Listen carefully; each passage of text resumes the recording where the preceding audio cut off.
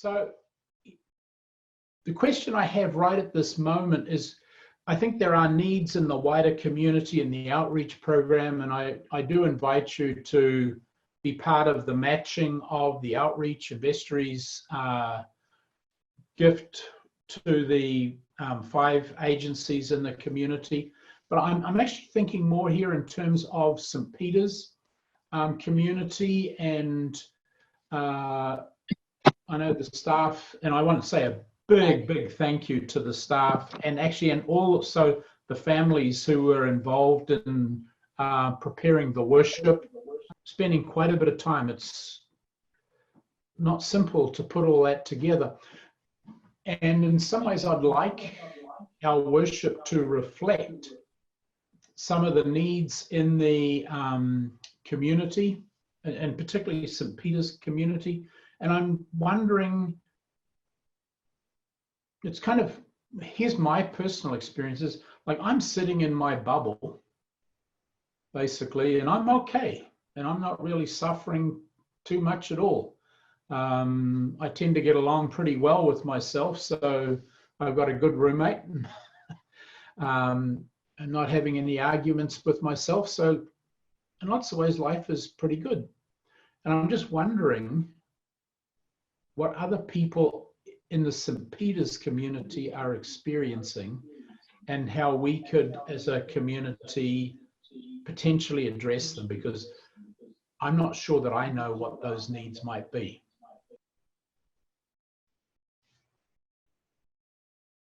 Has anyone got any thoughts in terms of what those?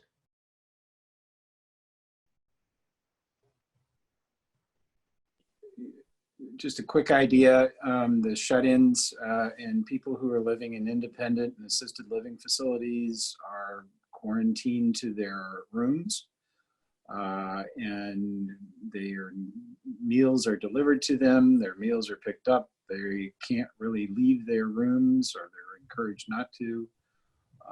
And if there was something we could do there, there's several people in our community that are in that position.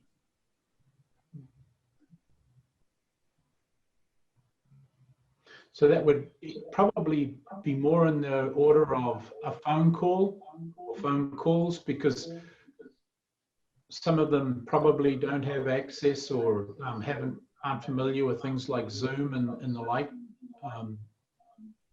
I guess I think 2 things. One, I know I feel like I keep wishing I could do more, you know, so knowing more what I could do. And so along with what was just said about people that are in independent living and in their rooms, you know, is there anyone at the church that could kind of give us a list? I know we have the caring circles, but to send notes to people, I know that mail, even though it's, you know, sort of everybody does email, but sending notes to people, just thinking of you, or that's what I would appreciate, having more a way of knowing how to help. I mean, besides, you know, giving the money, which definitely I support that. Linda, that's a great idea. Everybody who is in assisted independent living or nursing home, they are in caring circles. Some we really can't communicate with by phone just because of some of the frailties that they have. But they are also receiving handwritten notes. If you would like to also send them a note of greeting, if you just would email me, and this anybody on the call, if you would email me, I can send you names and addresses that you could do that from your home. That would be wonderful. You know, I remember my father loved to get the children made notes, and that was really special. So if you could get it to us, and I could get it to the grandchildren, do you understand what I'm saying? Or get them to, yeah, they love them because they're bright and cheerful. Exactly. That's something, it's part of our children's ministries. They're called caring cards. And actually something that we're going to be working on this Wednesday when Father Joseph and I do lunch with the kids. So we have a list of people that Kelly gives to us from assisted livings and extended cares. And the kids usually 4 times a year. It's been a little harder since we've been at home, but usually 4 times a year, they'll send a card to all those people. And I get such sweet responses in return. Rob, not Rob Boyle, Rob, you've got an interesting, if I understand it right, you can get into your mother's computer and manipulate it so that she can see things. Is that right? Right. So like right now, she's watching this, and she watched the service this morning, and those are the things that I'm able to do. And we set up an Amazon Echo to have video calls with her during the week, etc. Yeah, I wonder if there's a way, Rob, if you could tell everybody, maybe write up how you did that, because that might be another tool for some of our folks who have computers but don't really know how to manipulate them and use them.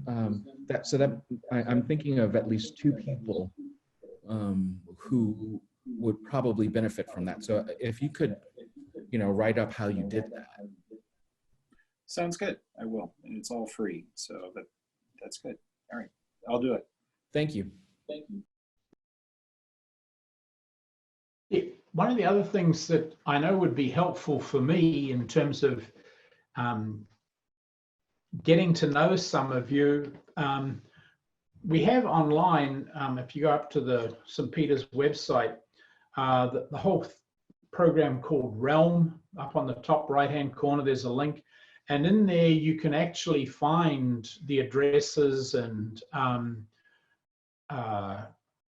email addresses also of parishioners. The thing that would help me, and I think would help a lot of people, is if you were to go in and complete your profile and upload a picture. And all you have to do is take a selfie or get someone in your family to take a picture of you with a cell phone and upload those. That would be really helpful. I'm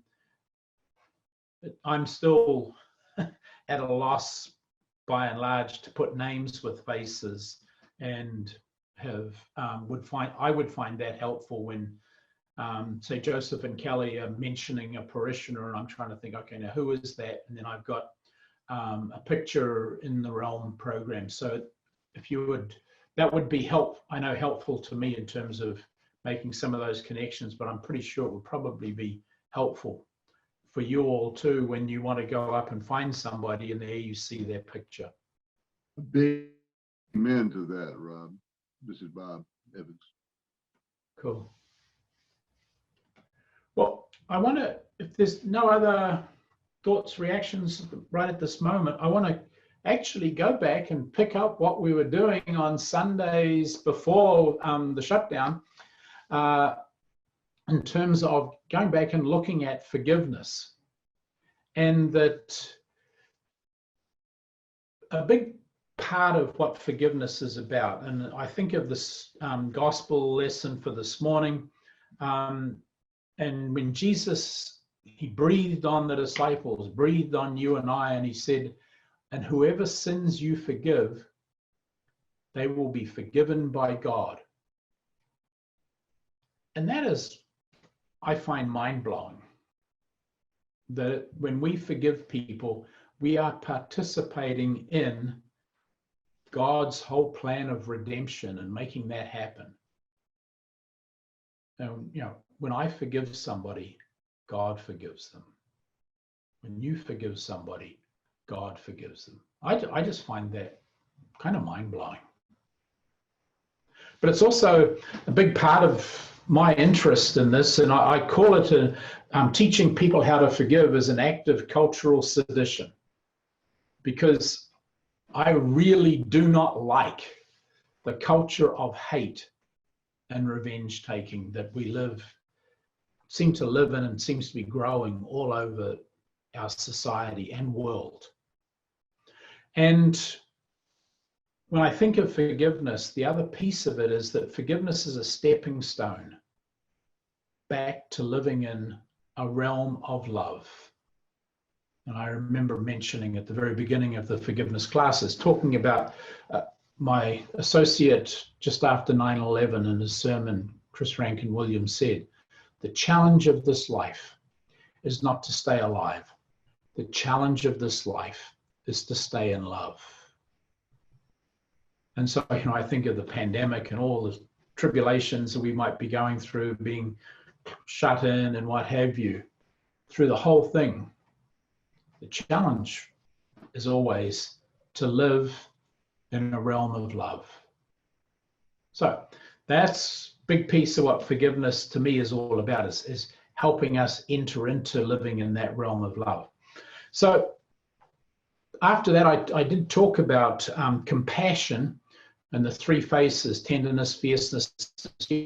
We'll come back to those, because when we think about when Jesus says, love your enemies, part of what we need to be doing is figuring out how we are to engage with people who will continue to drive us crazy. And just because we forgive them,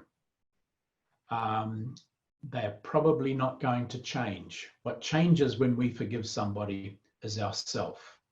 And we are, in many ways, the primary beneficiary of forgiveness.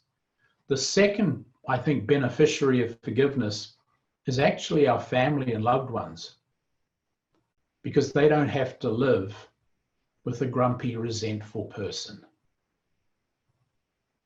And I know I've been around people who have been resentful, and not toward me, but maybe to a workmate or a family member of their own or something like that. And it's not fun to be around someone who is always resenting. It just leaks and oozes out. So I think when we forgive people, as well as being the primary beneficiary, I think our families are often the beneficiary of our forgiveness. Now, I want to talk though today then, so what do we do in order to resent? Imagine I'm from Mars or somewhere else. Imagine I'm from New Zealand and we just don't know how to resent. So teach me what I have to do to resent. What do I experience in my body if I was resenting? Anyone got any ideas? What do you experience that you could teach me if you were teaching me how to resent? What feelings do I have to have in my body? Anyone got any ideas? Well, I would say one of the first things you have to do, Rob, it's not about a feeling so much as you've got to keep on replaying the event and the wrong. Cool. I mean, so you go back a bunch of times.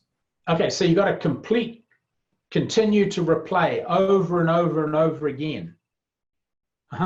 So how do you do that, Joseph? Do you create a movie in your mind of the picture, or do you hear yourself saying something and they're saying something and you're saying something? How do you replay? It depends. Sometimes I'm replaying it in like a movie, and other times I am replaying harsh words being said. Harsh words. Okay. And usually me cussing them out. Okay. So now, well, here's cool. Stick with me, Joseph. So when you do that, remembering over and over and over and over again, a bit like an old 8-track. I don't know what that is. You don't know what an 8-track is? Oh, you young people. Oh. An endless loop. Mm-hmm. Yeah. Okay, so you got this endless loop going around. Now, here's the other piece of this. What do you feel in your body when you do the endless loop of remembering? Usually my stomach is in knots. Okay, so I got to get my stomach all. Okay. Anyone else? Tension. Tension. Where's the tension, Jeannie? All over. All over. Uh-huh. I guess it's just, Anyone get it in their neck? yeah. Mm-hmm. Yeah, you get uptight. Yeah, okay. So here's what's going on here. Resentment has a physiologic component, tension, stomach twisted up, you're all kind of knotted up, uptight. And the way you get to that miserable place is you ruminate on an endless track. So this teaches us something about resentment. Resentment isn't what other people do to you. Resentment is what you do to yourself as you rehearse over and over and over and over again what they did. And you'll actually see at that point, your ongoing resentment about a past event is no longer actually dependent on that person or that event. It's totally happening inside of you. So that's the first thing we need to notice about resentment. Now, the other thing about resentment is you always experience it now. It's a feeling and emotion and this rumination going around in your head, but it's about some event that was going on in your past. But it's always right now. Here's the other piece of that, though, is that you can't change the past. Past has happened. The only way we can deal with it, in a sense, is we got to do something different today. But I want to get you to check out, because there's an interesting thing that you will be doing. So when you resent, so find a resentment that you have today. Think of somebody that you resent.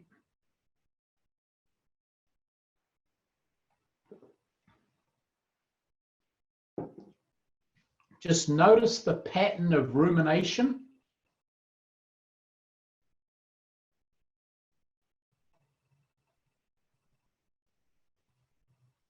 And the consequence of that ruminating.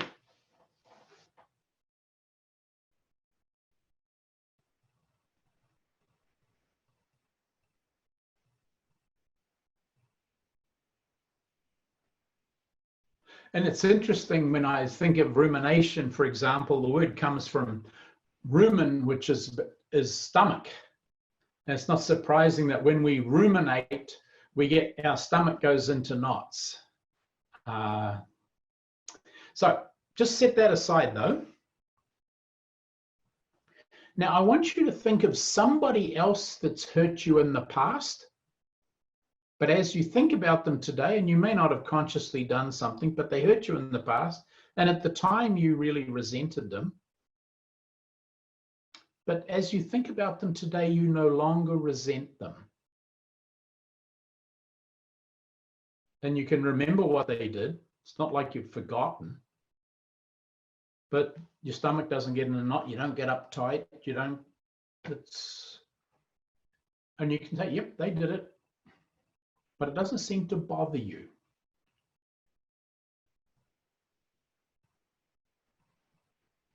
So compare and contrast what you are doing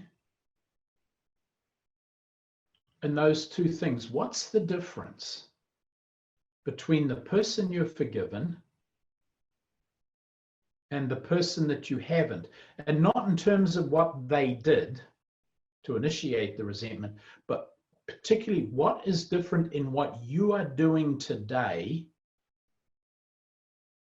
in relationship to both of those memories.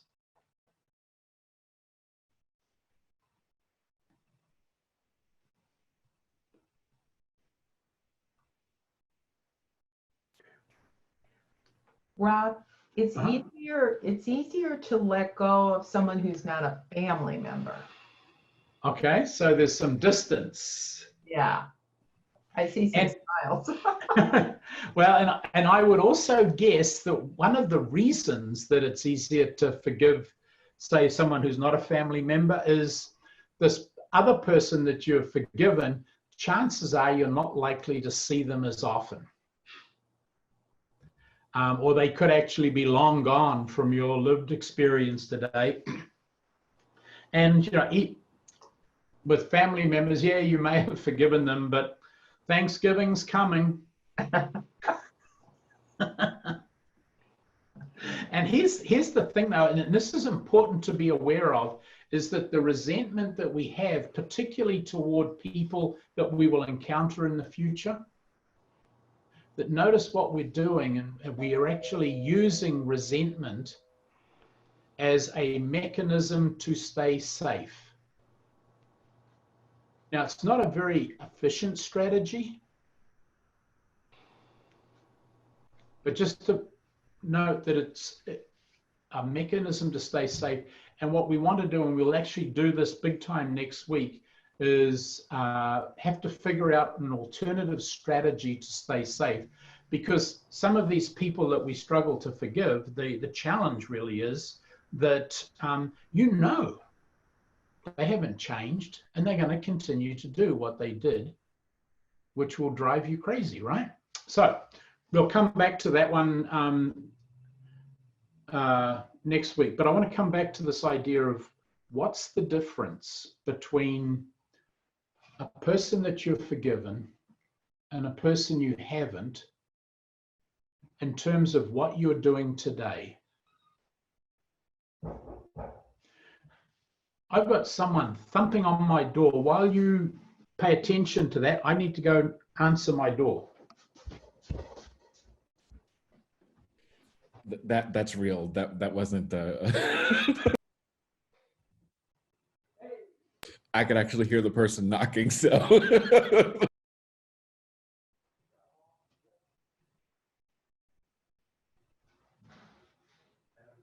That wasn't recorded then. This isn't a previously recorded session.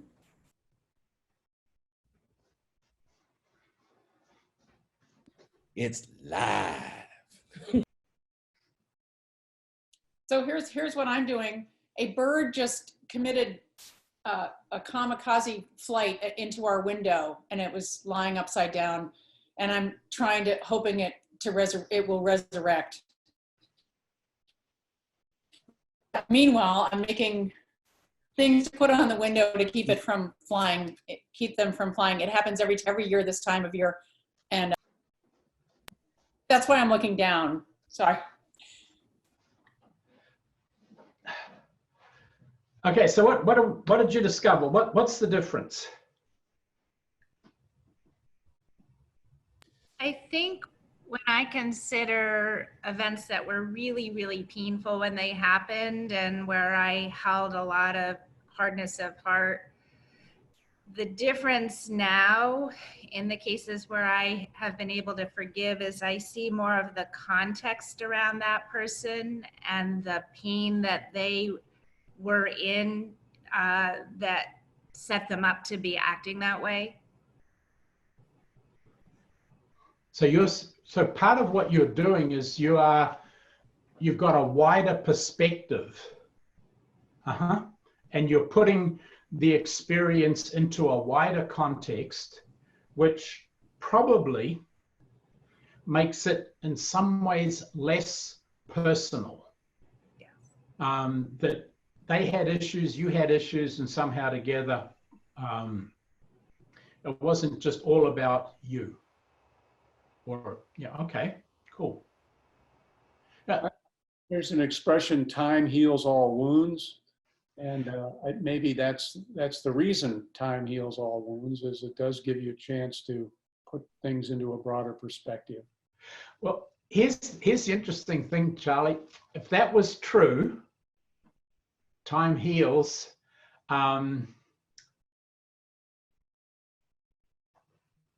People wouldn't be carrying resentment.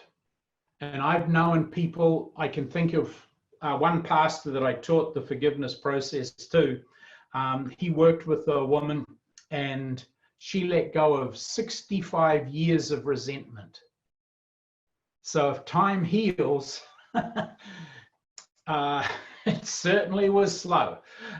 Actually, and the way I think of that is it's not actually time that heals, it's what you do during the time that brings the healing. And for many people, particularly when the resentment is huge and the injury is large, that the rumination continues on a daily basis. For 65 years, I think that person had been ruminating daily on what had happened. And so it was still very much alive. So it's actually what we do rather than during the time, rather than time itself. But if we come back to checking out what it is we're doing, and this, I'll get you to check this out to see whether what I'm going to say is true of your experience, is that resentment, in comparison to the other person that you've forgiven, when you resent, what you're doing is demanding, and you're doing this in the present moment. So resentment is an sort of an angry rumination in which you demand that yesterday would have been different. Now, I want you to pay attention to the demand characteristic, because the person that you've forgiven, you're no longer demanding that they would have or should have or could have done something differently. So typically when you look at resentment, what you're doing today is demanding that that person wouldn't have been, done, should have, could have, all of those kinds of words. But pay attention to the demand characteristic of your resentment, because that's actually at the heart of resentment, is a demand today that yesterday would have been different.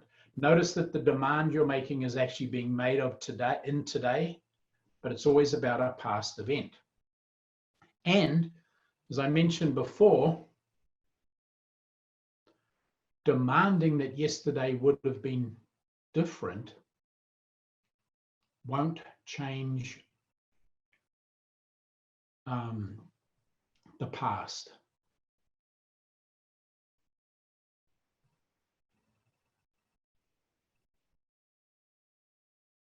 So the question then is, what do we need to do to forgive? So just go back and think of the person that you're resenting, and just get a measure, say on a 0 to 10 scale. How strong is your resentment? 10 being max, ready to bite someone's head off, all the way down to 0, no resentment. Just get a measure of where it is, so we can kind of track and see what we're doing here.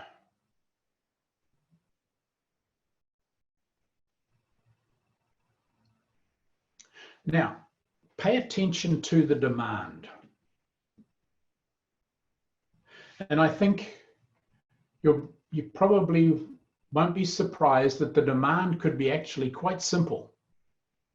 It may be that you're demanding that the person would have been kind or caring or loving. I can think of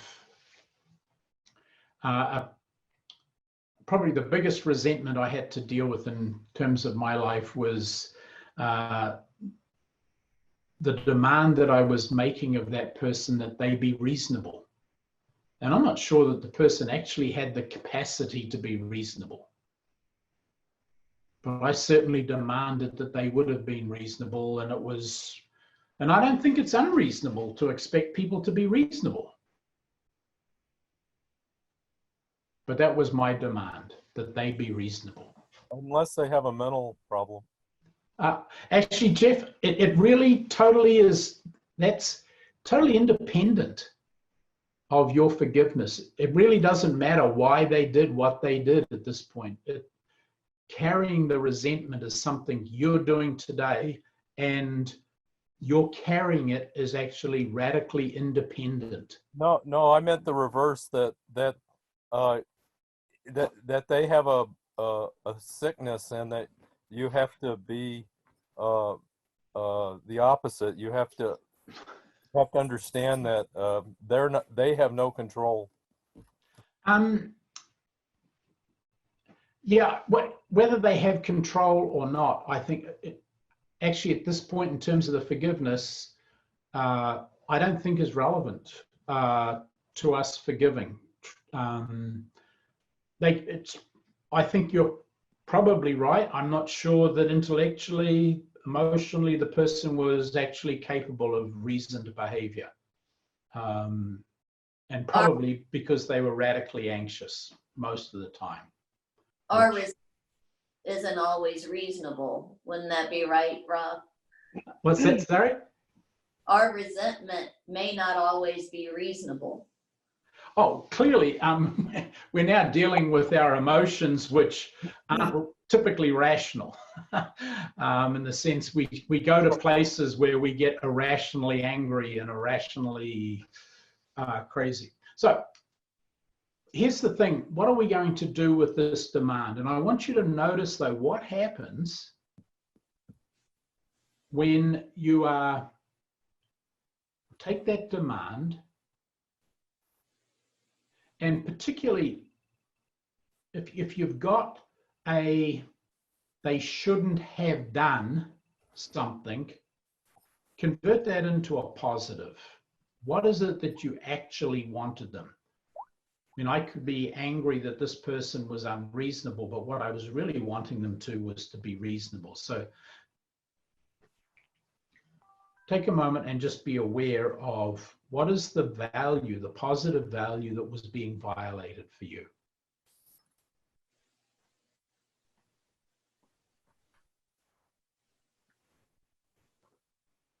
Now, and notice how you are demanding today that that person would have done that value.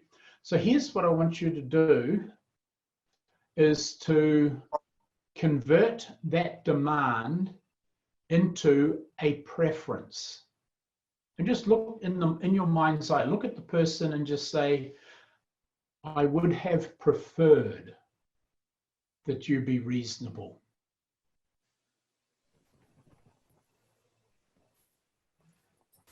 And notice what's happened when you do that, particularly what has happened to your level of resentment. Has it gone up or gone down?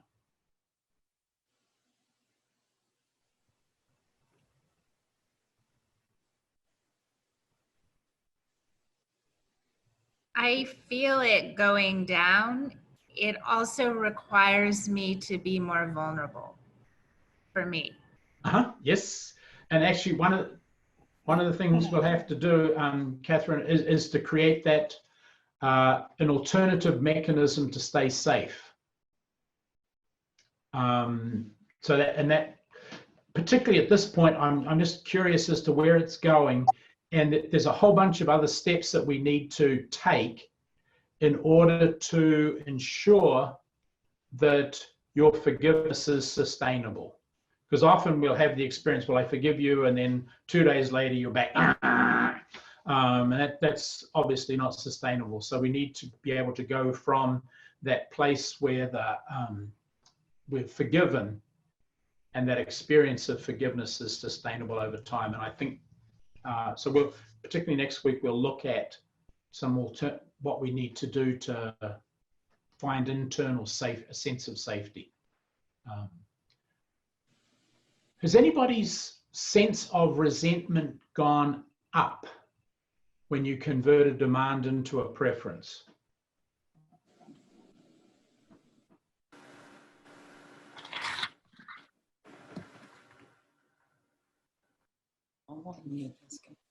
Anyone's gone up?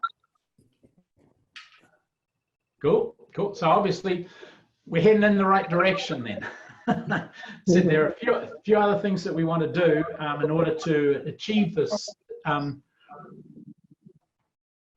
this state is to now here's another interesting piece of this is go back and check out the value that was violated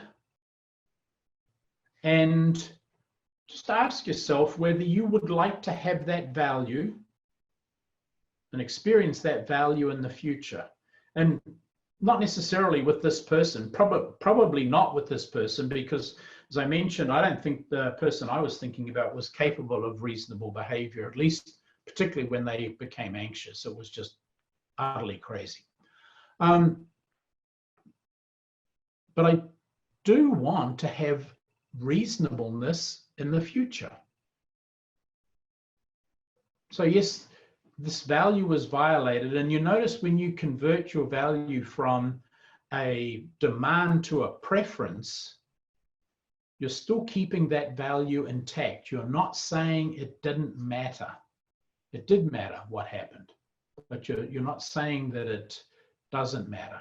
Okay, so we've got you're keeping your value system intact. That's important to note when you're forgiving. But as you think about this value, yeah, I want to have this value in the future. So here's the next piece of this is to ponder, how can I ensure that I have reasonableness in my future? And there's really only one way that I can guarantee that I will experience reasonableness in the future.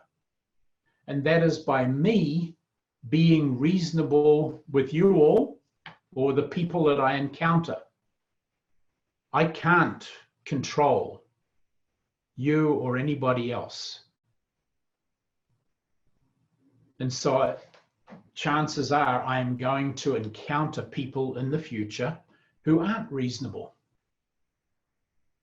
But the only way that I can guarantee at least some degree of reasonableness is by being reasonable. So as you think about that, what's the value that was violated? And then if you want that in the future, take a moment and create a little movie in your mind where you're the lead actor in the movie and you are being and sharing, manifesting that preferred value with somebody else in the future. So I can create a movie, for example, in which I am being reasonable with you.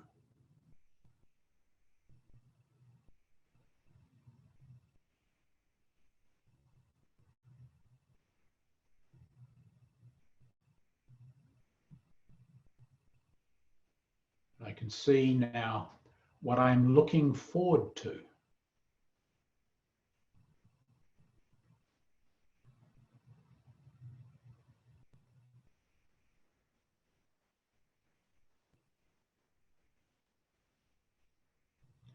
Now, let's just go back, having done that little piece, just check out what's happening with your level of resentment as you practice this value, sharing this value with others out in the world in the future, so that you're looking forward to that value. Anyone notice, has that sense of resentment gone up or down?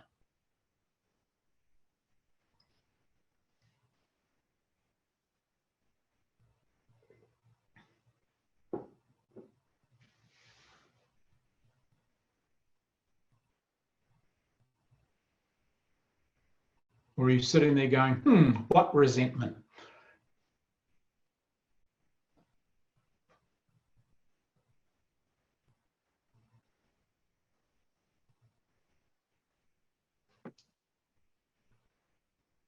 Yes, Rob, this is Dan Dugan. It drops away. It disappears. That's kind of cool, isn't it? Yeah. I want to wrap this up. I find it quite profound, actually. And there's one little final thing you could do. You don't have to. And for some of you, this may actually feel like a violation, so I wouldn't go there.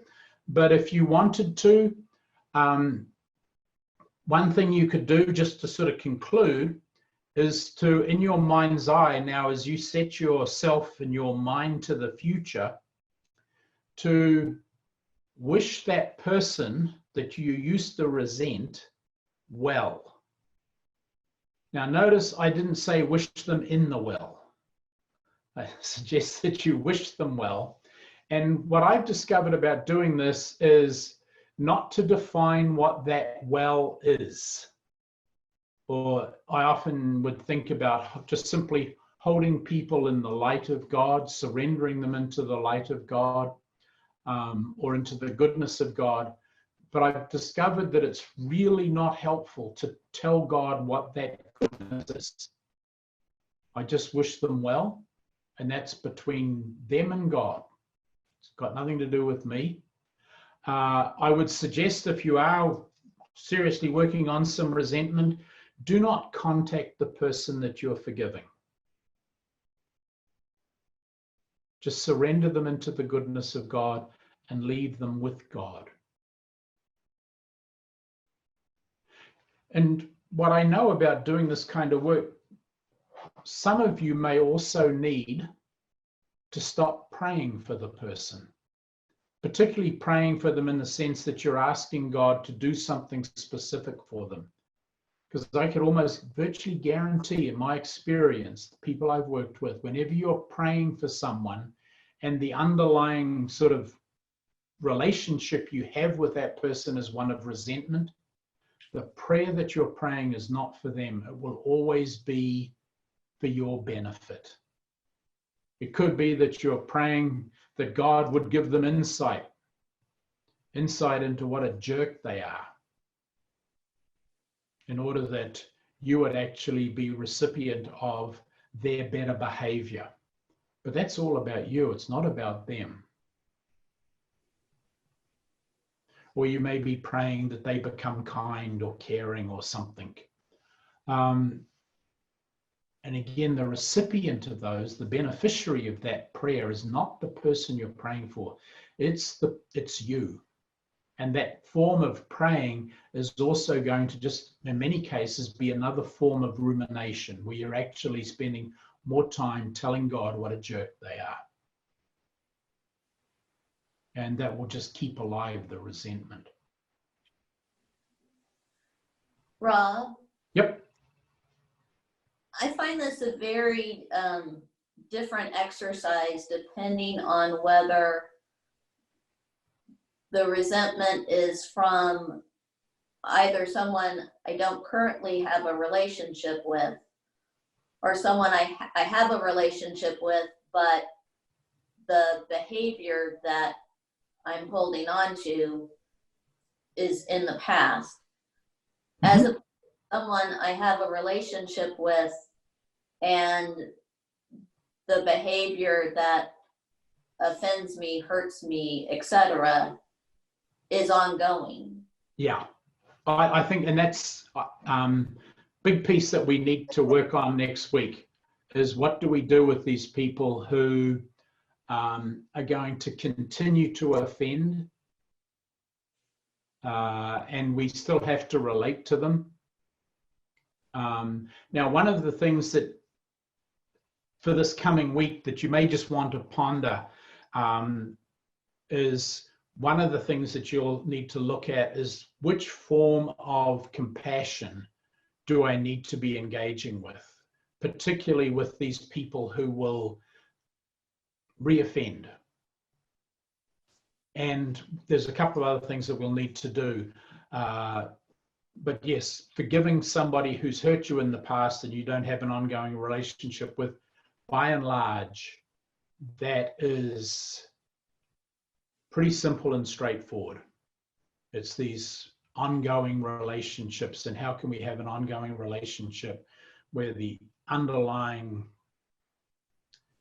attitude toward them is one of compassion. So it could be that you'll need to become tender, or you'll need to be fierce, or you'll need to be mischievous, and that in terms of the way you relate to them. But we'll come back to that big time next week. But just as you take that moment and think of that person now, if you just surrender them into the goodness of God, wish them well. Now, and don't feel forced to do that. Some people would, particularly if someone's done something really heinous, that may feel a step too far, and you need to just stop where you're at. And maybe it's the simple stop of converting a demand into a preference. And it really doesn't matter how heinous the crime, the offense is. Demanding today that they would not have done it doesn't change the fact that they have done it. And so demanding that they wouldn't have is just a waste of energy, because it doesn't change anything, except it just keeps you incredibly miserable. And in many cases, the person who did it is long gone.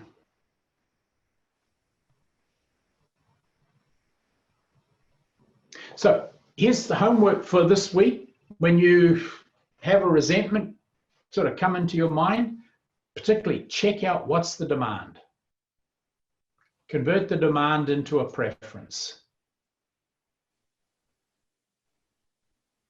And look them in the eye and just say to them, I would have preferred. And next week, we'll look at some of the internal obstacles that will come up, objections to doing that, and particularly objections to wishing them well. But we'll take care of that next week. Just want you to be aware of the demands that you're making of the past, and how you can convert those into a preference. And then just practice you being the way you want to be in the future.